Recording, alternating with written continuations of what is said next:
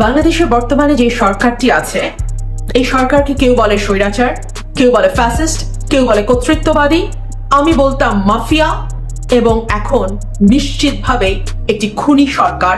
যেই সরকার একবারও চিন্তা করে না নিজের দেশের মানুষের বুকের বরাবর অস্ত্র তুলে দিতে, যেই সরকার একবারও চিন্তা করে না ক্ষমতায় থাকতে 200-র ওপরে মানুষকে নির্বিচারে হত্যা করতে, যেই সরকার একবারও চিন্তা করে না হাজার হাজার মানুষকে স্রেফ গুলি করে আহত করতে, এই সরকার একবারও চিন্তা করে না নির্বিচারে হাজার হাজার মামলা দায়ের করতে, এবং এই সকল কিছুই করা হয় কেবলমাত্র ক্ষমতায় থাকবার জন্য।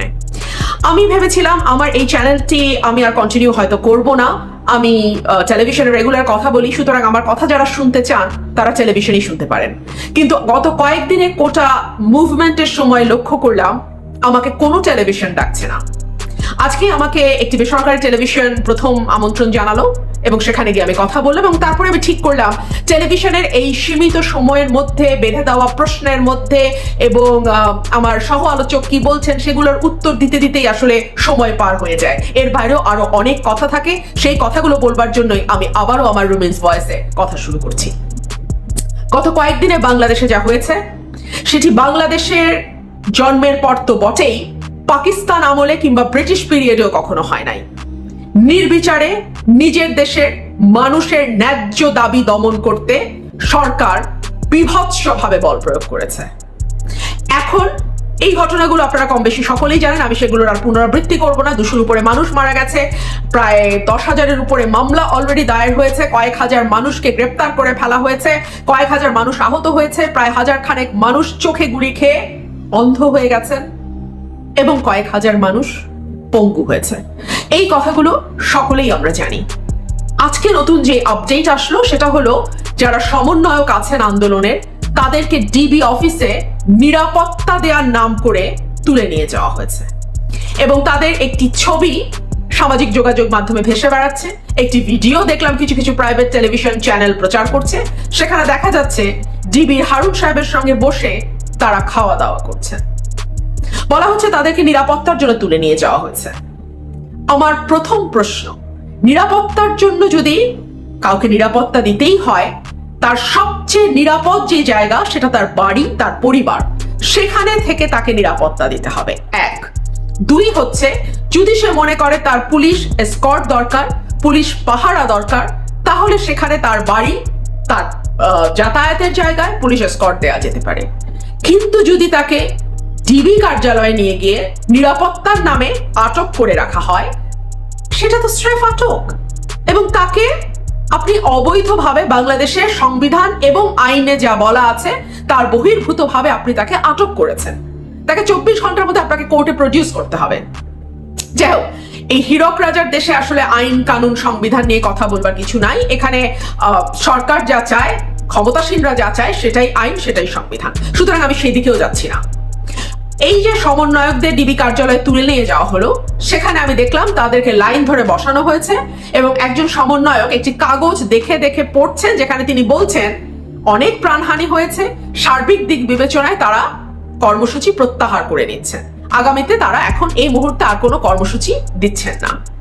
যেই ছেলেগুলো এত বড় আন্দোলন গড়ে তুলতে পারলো, যেই ছেলেগুলো আমরা দেখলাম মিডিয়ার সামনে অবলীলায় চমৎকার ভাবে তাদের কথাগুলো গুছিয়ে বলছে, সেই ছেলেগুলোকে লাইন বাই লাইন স্ক্রিপ্টেড একটা লেখা পড়ানো হলো, এবং সরকার মনে করছে যে মানুষ সেটা বিশ্বাস করবে।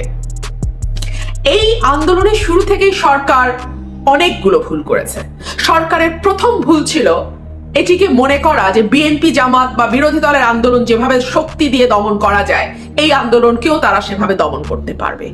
2 হলো এই আন্দোলনটি শুরু থেকেই, হ্যাঁ, কোটাকে সামনে নিয়ে আন্দোলন শুরু হয়েছে, কিন্তু এরপরে যখন এটি গণমানুষের আন্দোলনের রূপ নিয়েছে, তখন কিন্তু এটি আর কোনো বিশেষ দল মত বা কোনো বিশেষ এজেন্ডা লক্ষ্য করে আন্দোলন হয়নি।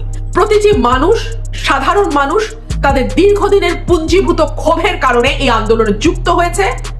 তারা দীর্ঘদিন নাগরিক হিসেবে একটা সেকেন্ড ক্লাস সিটিজেনের মতন বাংলাদেশে বাস করেছে, তারা ভোট দিতে পারে নাই, তাদেরকে দমবন্ধকর ভয়ের পরিবেশে থাকতে হয়েছে, তারা স্বাধীনভাবে কথা বলতে পারেনি, মত প্রকাশ করতে পারেনি, ফেসবুকে লিখতে পারেনি।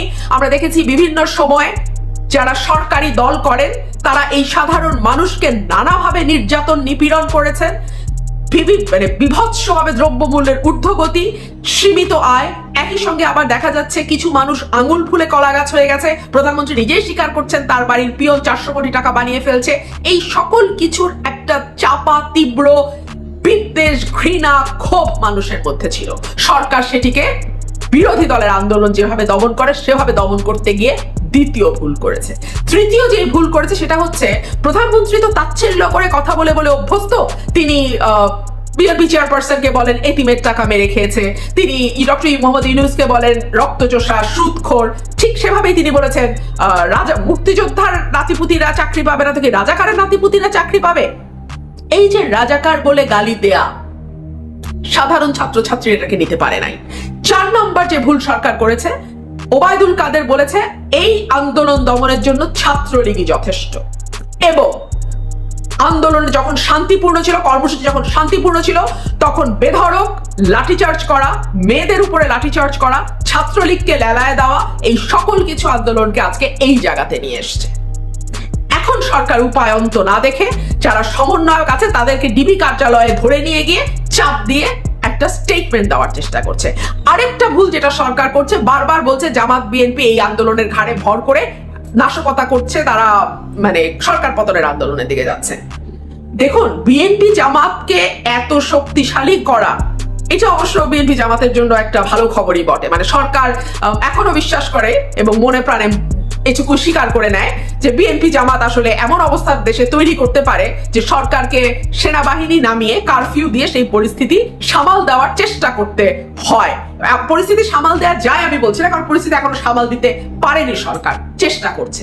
যাই হোক, যখন এই বিবৃতিটি গণমাধ্যমে আসলো, সমন্বয়কদের লিখিত স্ক্রিপ্টেড একটি নাটক আসলো গণমাধ্যমে, ঠিক তার 1 ঘন্টার মধ্যেই আমরা দেখলাম যেই সমন্বয়করা বাইরে আছে তারা স্পষ্ট ভাষায়, পরিষ্কার ভাষায় জানিয়ে দিয়েছে আন্দোলন থামছে না।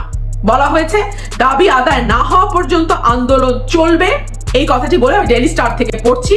বলা হয়েছে সারা দেশে সোমবার ছাত্র জনতার বিক্ষোভ কর্মসূচি ও প্রতিবাদ সমাবেশের ঘোষণা করেছে বৈষম্য বিরোধী ছাত্র আন্দোলন। সেখানে রোববার রাতে বৈষম্য বিরোধী ছাত্র আন্দোলনের সমন্বয়ক আব্দুল কাদেরের গণমাধ্যমে পাঠানো বার্তায় জানানো হয়, সরকারের নিরাপত্তা বাহিনীর গুলিতে ও ছাত্রলীগের আক্রমণে নিহত শত শত শহীদের আত্মত্যাগ তিরস্কার করে ডিবি কার্যালয়ে বন্দুকের নলের মুখে জিম্মি করে সমন্বয়কদের মাধ্যমে জোরপূর্বক স্ক্রিপ্টেড বিবৃতি আদায়ের তীব্র নিন্দা এবং প্রতিবাদ জানাই। আমাদের দাবি আদায়ে আমরা অবিচল ছিলাম, আছি এবং থাকব। প্রিয় দেশবাসী ও ছাত্র সমাজ, বিগত কয়েকদিন যাবৎ গণহত্যা, গণগ্রেপ্তারের পর সরকার এখন এক নতুন নাটক তৈরি করেছে।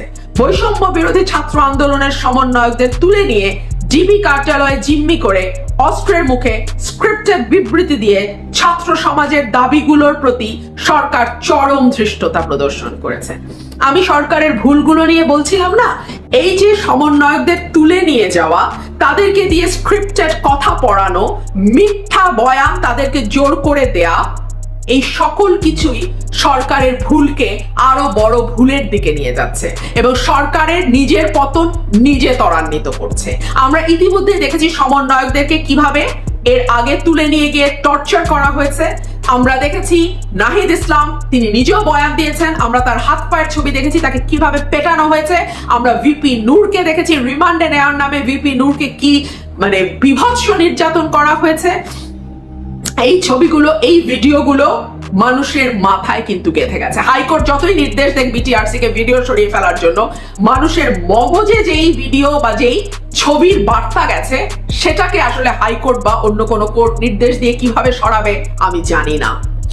এই বিবৃতিতে আরো বলছে, শুধু তাই নয়, সারা দেশের রাষ্ট্রীয় বাহিনী ও ছাত্রলীগ সন্ত্রাসীদের হাতে নিহত শহীদদের পরিবারকে হুমকি ধামকি ভয়ভীতি দেখিয়ে আর্মড ফোর্সকে ব্যবহার করে ঢাকায় এনে সরকার তাদের থেকে মিথ্যা জবানবন্দি নেয়া ও সমস্ত দায় আন্দোলনকারীদের উপর চাপিয়ে শহীদের রক্তের সঙ্গে তামাশা করছে।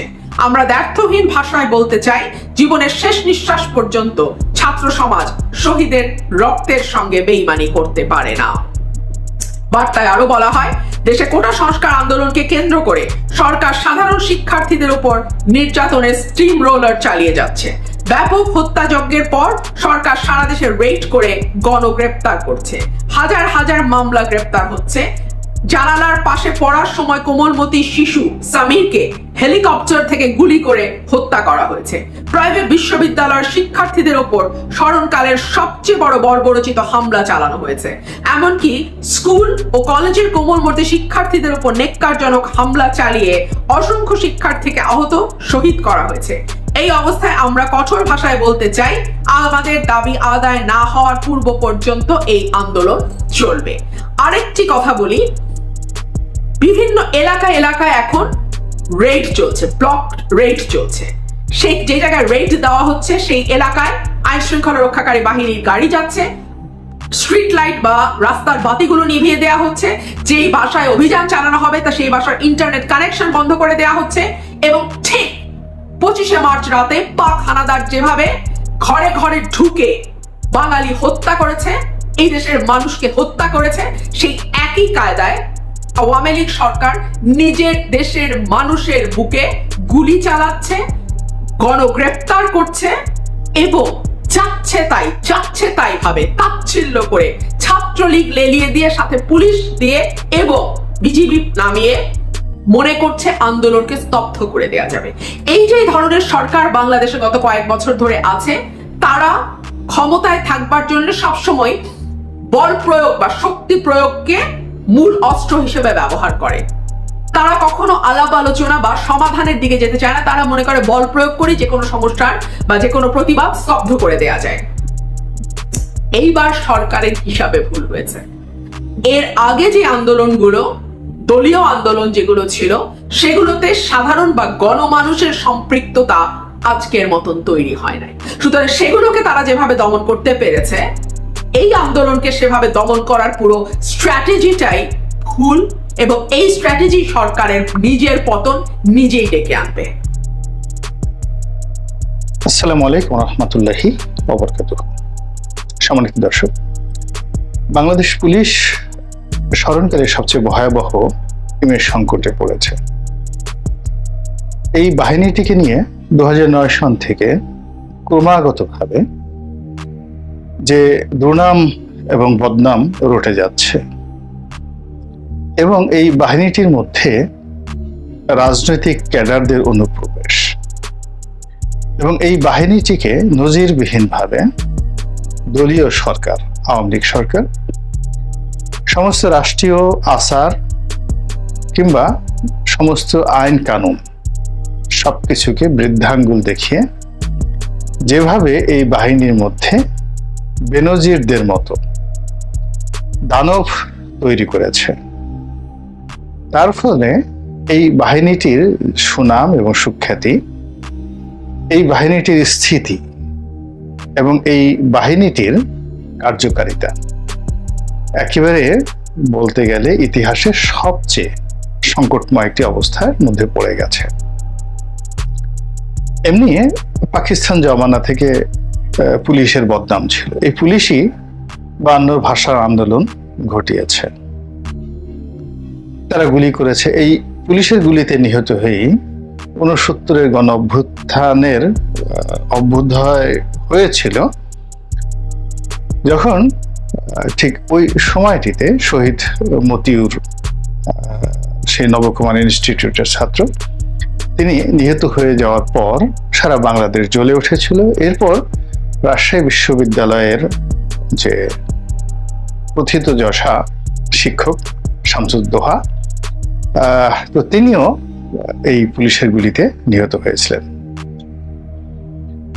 তো শামসুজ্জোহা স্যারের সেই যে স্মৃতি, সেটিকে আন্দোলনকারীরা বা শহীদ মতিউরের স্মৃতি যেভাবে আন্দোলনকারীরা তাদের রক্তে ধারণ করেছে, তদ্রূপ সেই পুলিশের যে ইউনিফর্ম, পুলিশের যে বাহিনীর যে ইমেজ, তাদের যে ট্রেনিং, তারা অতীতের সেই ভুল এবং ভ্রান্তি থেকে ন্যূনতম যে কোনো শিক্ষা গ্রহণ করেনি, তার বাস্তব প্রমাণ আমরা এই 2024 সনে এসে দেখতে পেলাম। অর্থাৎ অতীতে যেভাবে ছাত্ররা আগুনের স্ফুলিঙ্গের মতো